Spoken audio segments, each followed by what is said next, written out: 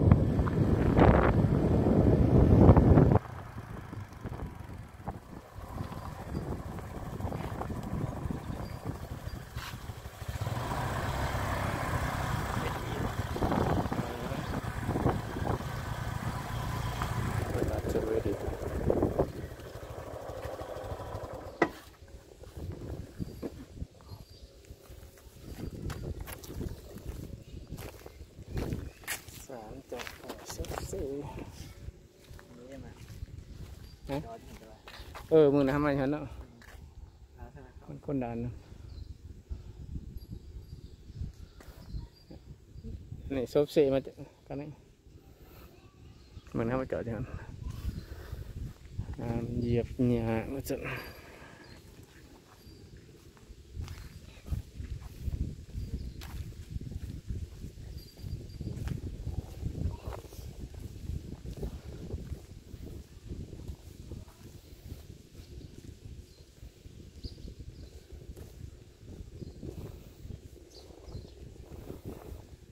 ซบซี่ระหว่างน้ำซี่กับน้ำมัน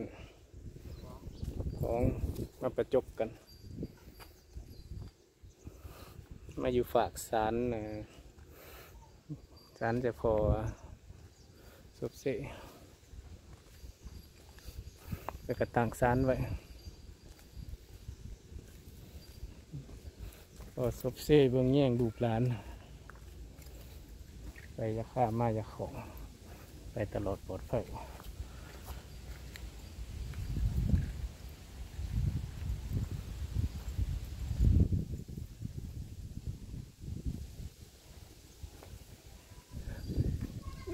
โอ้ย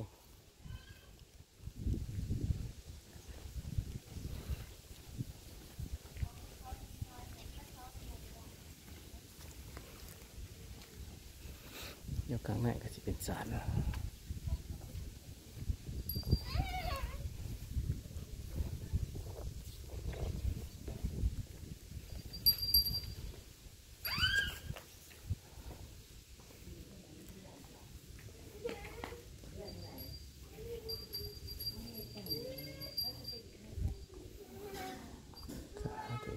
เสีย